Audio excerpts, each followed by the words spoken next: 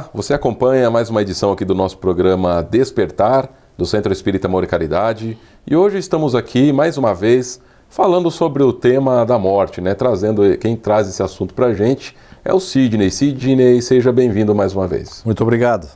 Sidney, num programa anterior, e você que está aí nos acompanhando pode até acessar esse conteúdo, vai estar lá no nosso canal do YouTube do Centro Espírita Amor e Caridade, é só buscar lá a playlist do programa Despertar e você vai encontrar o programa anterior e também os outros programas que a gente grava semanalmente aqui e reproduz aqui pela TV Prevê e também depois jogamos nas nossas redes sociais. Então já falamos sobre a morte, você pode buscar lá o programa anterior, mas agora continuamos esse assunto, né? Porque tem bastante coisa para falar sobre isso, né, Sidney? E uma dúvida muito recorrente que eu acho interessante para a gente começar aqui o nosso programa de hoje é da onde que vem esse medo da morte? Às vezes a gente nem compreende muito bem o que vai acontecer, o que não vai, né? E a gente já sente, parece que é natural a gente ter medo da morte. Você tem toda a razão.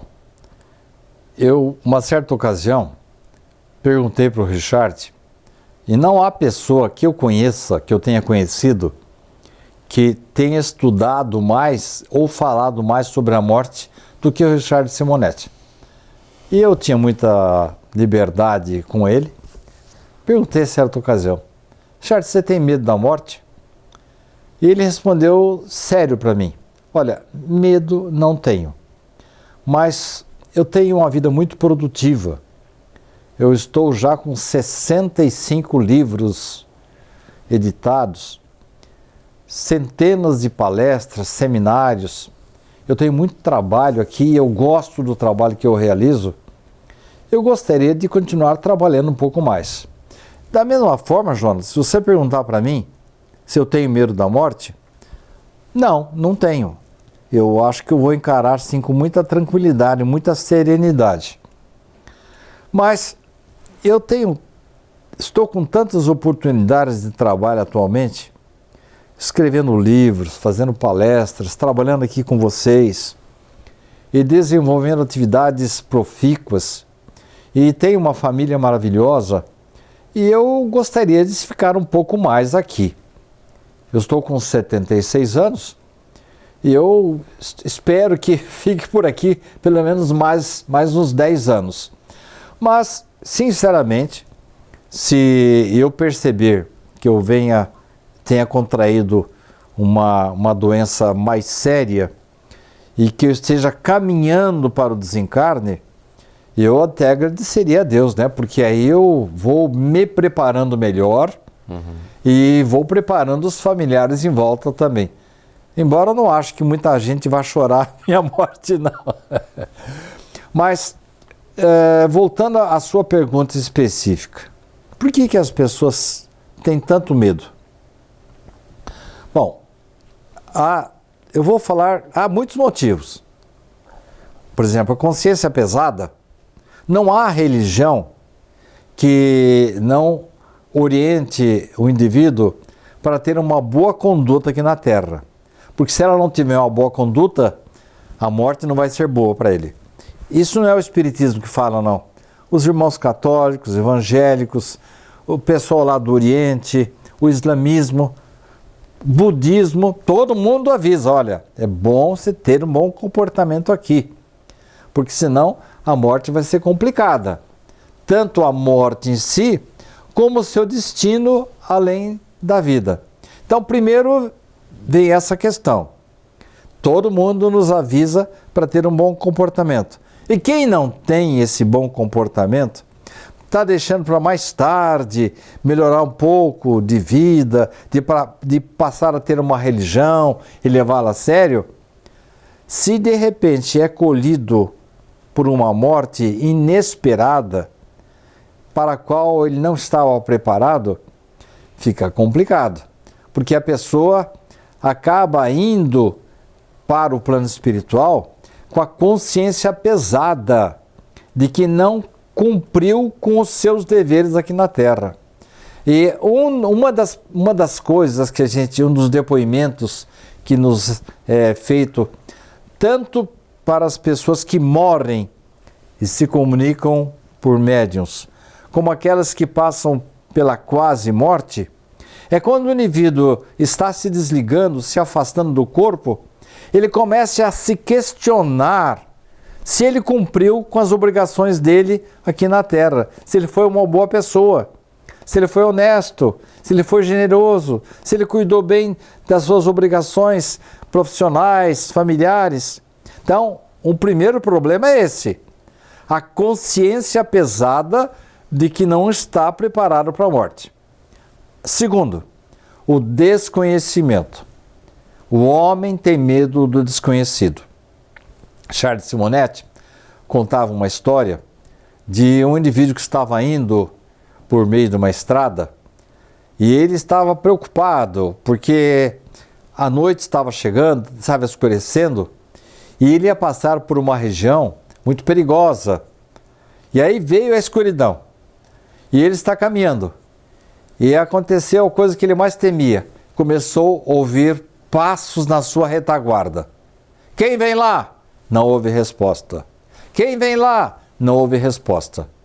Ele apressou o passo. Percebeu que o seu seguidor estava também apressando o passo. Começou a correr. E ele percebeu que o seu seguidor estava correndo também. Quando ele não aguentava mais, cansado, o pulmão em brasas, ele passa por um bico de luz, sabe, daqueles que existem nas entradas das fazendas para orientar a entrada dos caminhões, dos tratores na madrugada. E quando ele passou pelo bico de luz, ele olhou para trás e perdeu completamente o medo. É que ele constatou que o seu perseguidor era nada mais, nada menos do que um burro velho que havia se acostumado a acompanhar os viajantes. A partir do momento que ele descobriu a causa do seu medo, ele perdeu esse medo.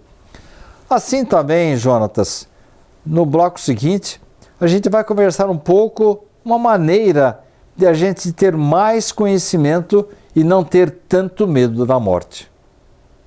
Perfeito. Nós vamos para um pequeno apoio cultural, alguns segundinhos, já voltamos então e o Sidney conclui então aqui a sua resposta.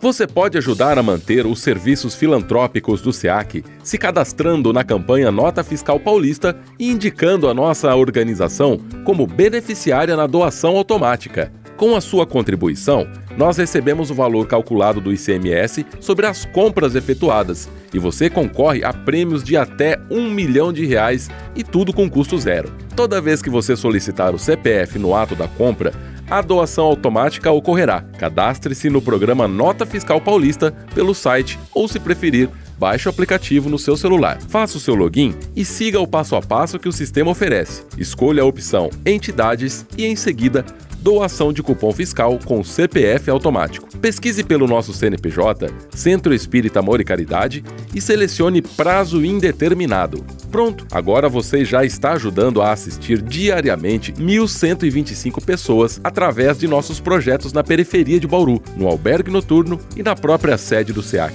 Caso tenha alguma dúvida, entre em contato com a nossa equipe. O Centro Espírita Amor e Caridade de Bauru agradece.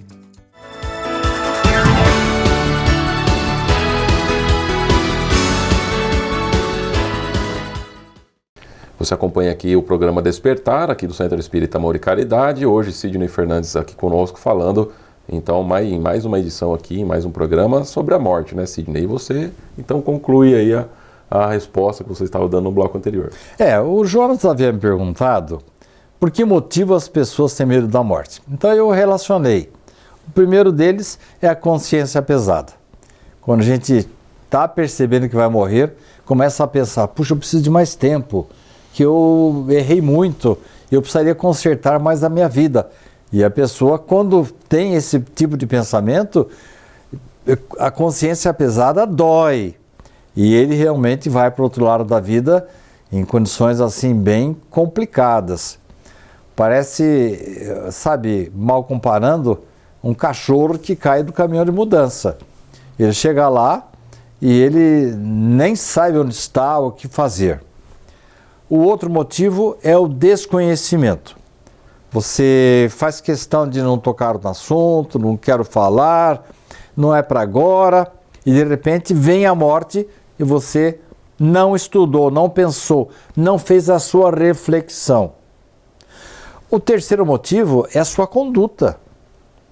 Se você não está preocupado na sua espiritualização, você pode ter todo o conhecimento do mundo e não vai ser bem recebido. Ah, mas quer dizer que há casos que o indivíduo fica completamente perdido, ninguém vai recebê-lo? Não. Todos os que morrem recebem um apoio. Mas é diferente, né, Jonatas? Há um caso, por exemplo, que irmão Jacó descreve no livro Voltei, em que uma professora, quando chegou no plano espiritual, tinha assim uma multidão de anjos. Que eram? Ou crianças que haviam sido alunos dela, que já haviam morrido, ou os pais, tios, avós, que vinham trazer a ela um preito de gratidão pelo bem que ela havia feito para os seus descendentes. Então ela cuidava tão bem dos seus alunos, com carinho, com amor, como se fosse uma mãe. Então havia uma multidão de espíritos com flores, com músicas, abraçando, uma recepção maravilhosa. Por quê? Porque assim, sem interesse nenhum, ela era uma criatura muito boa, maravilhosa. E os parentes, os ancestrais, acompanham. Acontecia isso com Chico Xavier.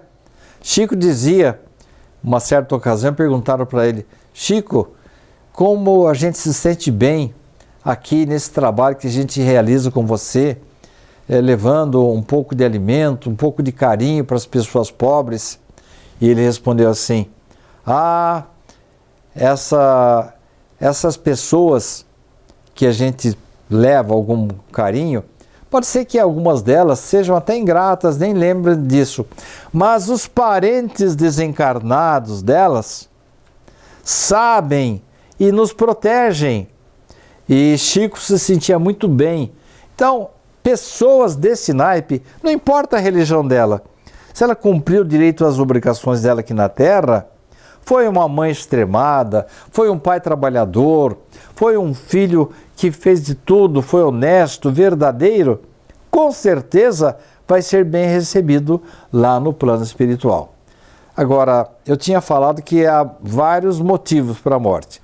Falei do conhecimento, falei da espiritualização, falei dessa gratidão de alguns espíritos que estão do outro lado. Mas André Luiz nos fala o seguinte, Jonatas: nós já morremos e nascemos, remorremos e renascemos muitas vezes. E muitas dessas mortes que nós tivemos não foram felizes. De uma certa forma, a gente renasce com trauma. A gente não sabe por quê, mas fica gravado no nosso espírito, na nossa alma, que as nossas mortes anteriores não foram agradáveis. Daí, você chegar aqui, ter assim a intuição de: se eu morrer de novo, vou passar pela mesma situação que eu passei na vida anterior, na anterior. Então, esse trauma também é motivo para provocar o medo da morte. Agora, qual seria o antídoto para esse trauma, Jonatas? O que a gente pode fazer para limpar a nossa alma desse medo? É trabalhar em favor da nossa melhoria interior. É deixar de ser tão egoísta, de pensar só na gente mesmo. É estender a mão, não apenas para o pobre, não apenas para o necessitado, o albergado, o indivíduo que está numa prisão ou no hospital, mas às vezes dentro da própria casa. Cuidar bem do filho, da esposa, dos pais, pessoas que usufruem da sua intimidade, colegas de trabalho que muitas vezes precisam da sua ajuda. É você, no trânsito, ser uma pessoa afável, mesmo que seja provocado, receba um xingamento, você prossegue a sua vida sem igualar-se com os palavrões que você ouve. É desta maneira, tendo uma vida respeitável, independentemente da sua religião, que você vai, vamos dizer, gradativamente se preparando e desligando-se das más impressões, das más paixões, dos vícios, da tendência da briga, da ferocidade, enfim, é você cuidar da sua vida com serenidade e respeito, tanto em relação ao semelhante, como em relação a você mesmo. Perfeito, Sidney. E você trouxe dois nomes aqui, né? Francisco e Cláudio, né? Você quer começar a falar um pouco sobre isso? Bom, o Francisco eu já contei. Francisco é aquele caso que, quando ele morreu, ele falou para o Narciso que era um monstro que estava atrás dele. Ah, sim. O nome dele era o Francisco. Cláudio, dá tempo para contar, sim. Era o avô de André Luiz. Que, inclusive, quem pagou os estudos da medicina dele foi esse Cláudio, o avô dele. Mas ele era, sabe, daquelas pessoas muito apegadas ao dinheiro? Aquelas pessoas assim que faz questão de centavo e não tem escrúpulo nenhum para poder enriquecer e ter cada vez mais bens, mais riquezas. Pois bem, Cláudio, quando desencarnou, foi para o plano espiritual e André Luiz nem sabia, ele foi conduzido por um mentor chamado Calderaro por uma determinada região. E André não sabia que Calderaro estava encaminhando para aquela região para ter aquele encontro.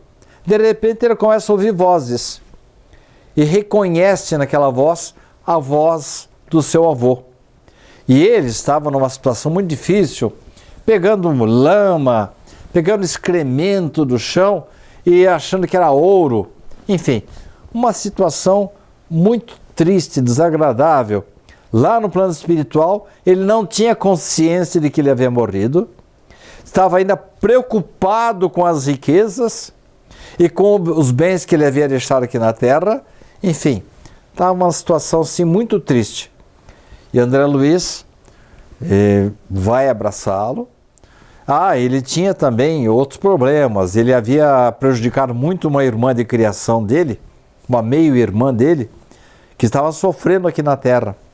Então, André Luiz o encaminha para uma instituição espiritual, onde ele começou a melhorar, a recordar e a sua jornada para retificar as coisas erradas que ele havia cometido aqui na Terra. Então, quando a gente não toma cuidado, a gente pode estar se expondo a uma situação muito desagradável lá no plano espiritual. Perfeito. Vamos fazer mais uma chamadinha aqui, um apoio cultural. Em menos de um minuto estaremos de volta.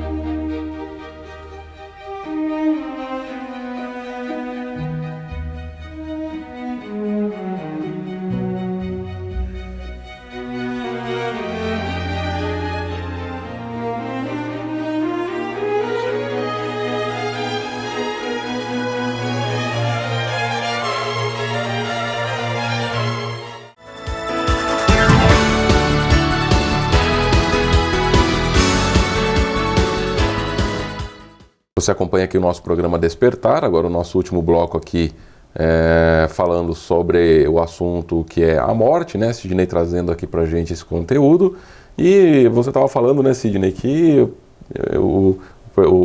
a pessoa aí era muito apegada à parte financeira e tudo mais, né? Então, ou seja, né, não devemos então nos apegar a essa parte financeira, porque essa parte que a gente acumula riquezas aqui, de nada serve do lado de lá. Sim, mas ninguém está impedido de progredir na vida. Você não está, não há uma proibição de você ter uma casa, 2 casas, 3 casas, 10 apartamentos, ter um carro, 2. Ninguém está proibido de progredir na vida. Tanto é, Jonatas, que os grandes capitães de indústria, as pessoas que desenvolvem assim atividades muito amplas, elas são fundamentais para a economia. Elas geram empregos, elas geram o pão de cada dia para um sem número de pessoas. O que nós não podemos, não devemos, é fazer do dinheiro, do bem material, dos gozos materiais, uma finalidade da vida. Eu estou aqui para gozar. Bom, se eu vou usufruir só dos bens aqui, sem pensar na minha melhoria interior, sem eu superar as minhas más tendências, resultado, vou voltar para o plano espiritual do mesmo jeito que cheguei. Na minha próxima encarnação, eu vou estar ainda com os mesmos defeitos e às vezes não terei as mesmas condições que eu estou tendo nesta vida. Então pode ser que eu não renasça com a mesma condição, na mesma família, num país abençoado como é o Brasil. Então nós temos que valorizar o corpo, a vida que Deus nos deu e, acima de tudo, não ser religioso da boca para fora. Você já ouviu falar de uma expressão religioso não praticante? O que é isso? É uma maneira indireta de dizer que você não está nem aí com a sua igreja. Eu moro atrás de uma igreja católica. Ou seja, você frequenta, mas não aprende nada, não pratica nada. Não pratica nada, não se envolve com as atividades e tudo mais. Eu tenho uma igreja que fica... a parte de trás da igreja fica bem em frente à minha casa. Eu acompanho o trabalho desses voluntários.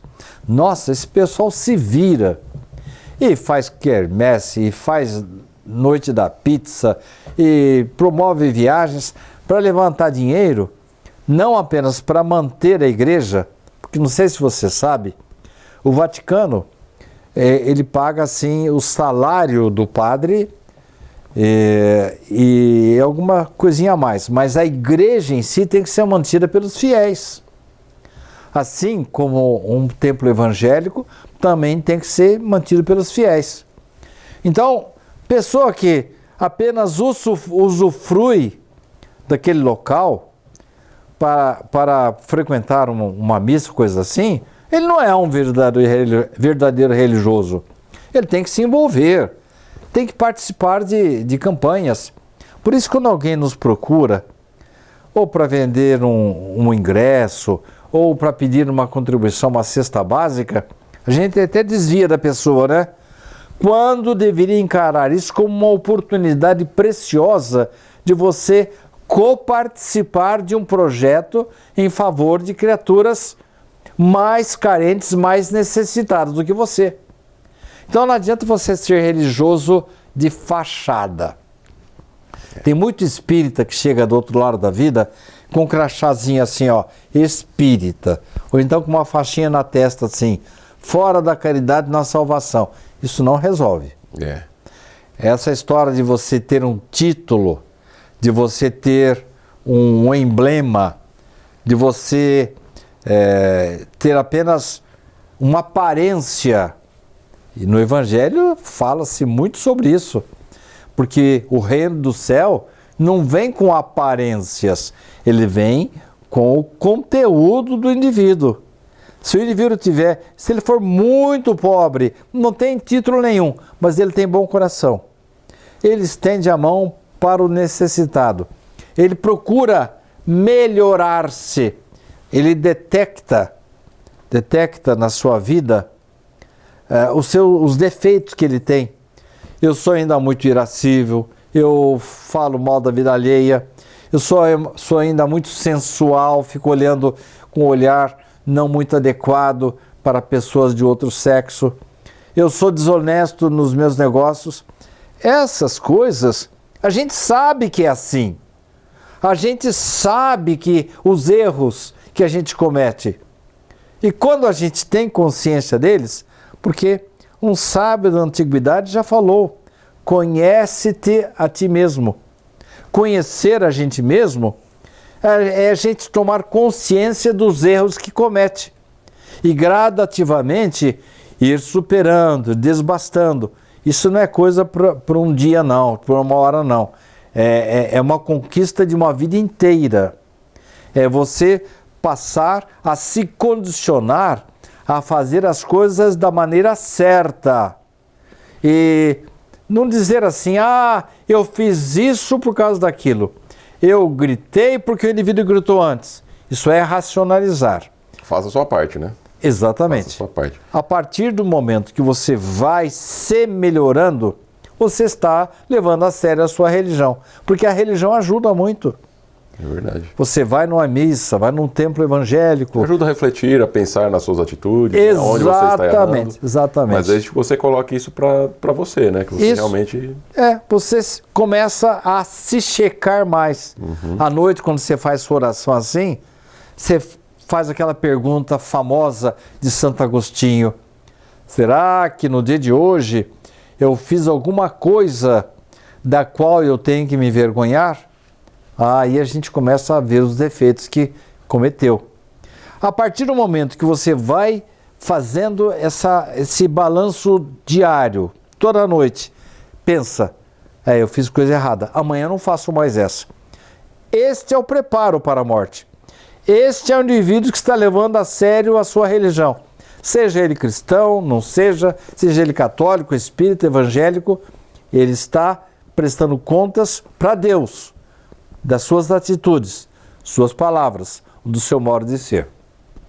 Perfeito, Sidney. Mais uma vez, muito obrigado aqui por trazer algumas informações e um pouco mais de conhecimento da doutrina espírita aqui pra gente. Muito obrigado pela oportunidade. E obrigado a você também que nos acompanhou até agora.